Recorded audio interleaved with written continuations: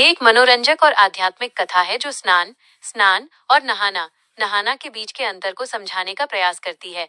जहाँ स्नान को भगवान के नाम जप से प्राप्त आंतरिक शुद्धि और भक्ति से जोड़ा गया है। आपकी दी गई पूरी कथा निम्नलिखित है। स्नान और नहाना में बहुत अंतर है। एक बार देवी सत्यभामा ने देवी रुक्मणी से पूछा कि दीदी, क्या आपको मालूम है कि श्री कृष्ण जी बार बार द्रौपदी से मिलने क्यों जाते हैं? कोई अपनी बहन के घर बार बार मिलने थोड़ी ना जाता है। मुझे तो लगता है कुछ गड़बड़ है। ऐसा क्या है जो बार बार द्रौपदी के घर जाते हैं? तो देवी रुक्मणी ने कहा, बेकार की बातें मत करो। ये बहन भाई का पवित्र संबंध है। जाओ, जाकर अपना काम करो। ठाकुर जी सब समझ गए और कहीं जाने लगे। तो देवी सत्यभामा ने पूछा कि प्रभु, आप कहाँ जा रहे हो? ठाकुर जी ने कहा कि मैं द्रौपदी के घर जा रहा हूँ। अब तो सत्यभामा जी और बेचैन हो गईं और तुरंत देवी रुक्मणी से बोली, देखो दीदी, फिर वही द्रौपदी के घर जा रही हैं। कृष्ण जी ने कहा कि क्या तुम भी हमारे साथ चलोगी? तो सत्यभामा जी फौरन तैयार हो गईं और देवी रुक्मणी से बोली कि दीदी, आप भी मेरे साथ चलो और द्रौपदी को ऐसा मजा चखा के आएंगे कि वो जीवन भर याद रखेगी। देवी रुक्मणी भी तैयार हो गईं।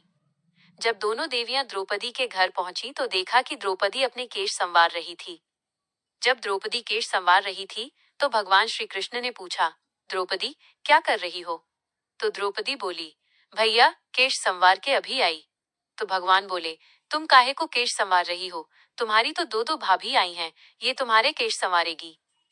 फिर कृष्ण जी ने देवी सत्यभामा से कहा कि तुम जाओ और द्रौपदी के सिर में तेल लगाओ, और देवी रुक्मणी, तुम जाकर द्रौपदी की चोटी करो। सत्यभामा जी ने रुक्मणी जी से कहा, बड़ा अच्छा मौका मिला है। ऐसा तेल लगाऊंगी कि इसकी खोपड़ी के एक एक बाल तोड़ के रख दूंगी। और जैसे ही सत्यभामा जी ने द्रौपदी के सिर में तेल लगाना शुरू किया और एक बाल को तोड़ा, तो बाल तोड़ते ही आवाज आई, हे कृष्ण। फिर दूसरा बाल तोड़ा, फिर आवाज आई, हे कृष्ण। फिर तीसरा बाल तोड़ा, तो फिर आवाज आई, हे कृष्ण। सत्यभामा जी को समझ नहीं आया और देवी रुक्मणी से पूछा, दीदी, आखिर ऐसी क्या बात है? द्रौपदी के मस्तक से जो भी बाल तोड़ती हूँ तो कृष्ण का नाम क्यों निकल कर आता है? रुक्मणी जी बोली, मैं तो नहीं जानती। पीछे से भगवान बोले, देवी सत्यभामा, तुम देवी रुक्मणी से पूछ रही थी कि मैं दौड़ दौड़ कर इस द्रौपदी के घर क्यों जाता हूँ? क्योंकि पूरे भूमंडल पर, पूरी पृथ्वी पर कोई संत, कोई साधु, कोई सन्यासी, कोई तपस्वी, कोई साधक, कोई उपासक ऐसा नहीं हुआ जिसने एक दिन में 3.5 करोड़ बार मेरा नाम लिया हो, और द्रौपदी केवल ऐसी है जो एक दिन में 3.5 करोड़ बार मेरा नाम लेती है। प्रतिदिन स्नान करती है, इसलिए उसके हर रोम में कृष्ण नजर आता है और इसलिए मैं रोज इसके पास आता हूँ। इसे कहते हैं स्नान, जो देवी द्रौपदी प्रतिदिन किया करती थी। हम जो हर रोज साबुन, शैम्पू और तेल लगाकर अपने तन को स्वच्छ कर लिया, इसको केवल नहाना कहा गया है।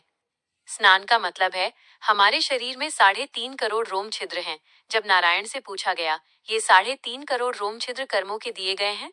तो नारायण ने कहा, जब मनुष्य 3.5 करोड़ बार भगवान का नाम ले लेता है, तब जीवन में एक बार उसका स्नान हो पाता है। इसको कहते हैं स्नान। श्री कृष्ण का नाम तब तक जपते रहिए जब तक 3.5 करोड़ बार भगवान का नाम न जाप लें। हरे कृष्ण, कृष्ण कृष्ण हरे हरे, हरे राम, राम राम हरे हरे।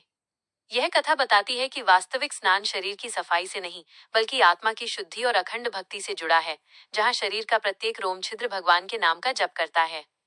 क्या आप चाहते हैं कि मैं इस कथा का कोई अंश संक्षेप में बताऊं?